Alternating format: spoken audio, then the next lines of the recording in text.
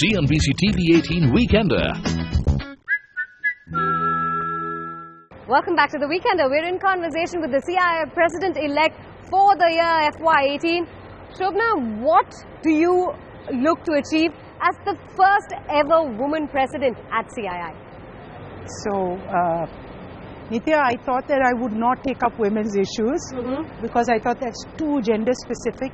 And then I realized if I don't do it, who's going to do it? So we actually put together a great thing and with Niti Aayog, and we have some of India's top corporates coming together to see what they're doing, actually pilots. So we hope that that in the next 2 years we'll skill 10 million women, that we'll have financial inclusion for 20 million women, and of all, whether it's urban, privileged, underprivileged, rural, privileged, underprivileged, and we'll use this using technology. So I have some of my members are Google, Airtel, Hindustan Lever, SBI, and Tata Trust, and many, and Niti Aayog, really, you know, when Amitabh Kant heard it. So we think that it's probably the last leg of our Prime Minister's missions to make India whole and credible. India is believed to be at that cusp where there is economic, turmoil or instability across the globe, but we could be that, country that actually grows during these tough times. Given that GST is one thing that this government is looking to push through, it's known as a uniform tax code that can bring in a game-changing reform when you talk about the entire business space. What potential do you think the GST has if, of course, you see the government implement it by that target of April 1, 2017? We think it will add about 1.5% to the GDP. And yesterday, of course, I mean, there are talks. Luckily, the council is formed and they're talking about tierizing it. And maybe that's a good way to start. The good thing is that there are intelligent people on board.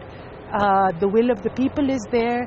And the most of all, the government has made, has given their word that this is going to happen. So it will really transform a lot of businesses are the way they're doing business. Most important, it will not leave anyone out. And that's interesting because India is always a place where you can hide or there's some exceptions.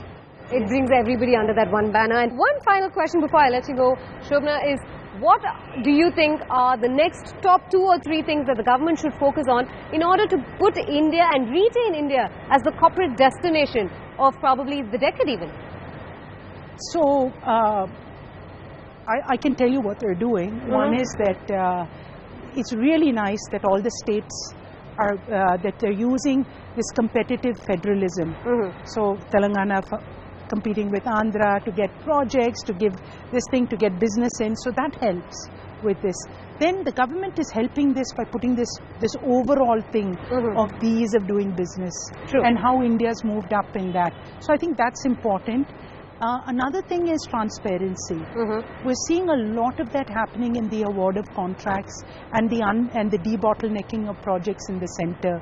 So I think that it's very important for the world to see that. If you want money to come in here, they need to see. Yesterday I was at this Wharton professor from Niti Aayog talking about brand, why country is brand. And the interesting thing, what he said is, we rank great in a few things, like number 1 in movers. That means we're moving forward with this thing. But in transparency in some of these areas, we don't. But the interesting thing is that the country that actually rates themselves higher than the world perceives, India's number 1. So that's not really a surprise, I think, given the way. I think that you can look at this as a thing that they look at us differently. So there are areas that we need to improve, and some of these will make a big difference with that. And hey, the opportunity is here where else would you want to be? Absolutely, and in fact the new government is actually pushing federals to work in that direction, and that's Make in something. India. Yeah, Make in India, Digital India, Skills India. So we're just talking about reforms that they've initiated. Hopefully some of them will of course see light of day. No, they're all seeing light of day. I'm good on that. Yes, absolutely. In conversation with Shobana Khamineni, thank you so much for being part of the Weekender. We saw a side to you that not many of us are aware of, and it's been a true honor and pleasure having you here on this show. Thank you so much, Nithya. CNBC-TV18 Weekender.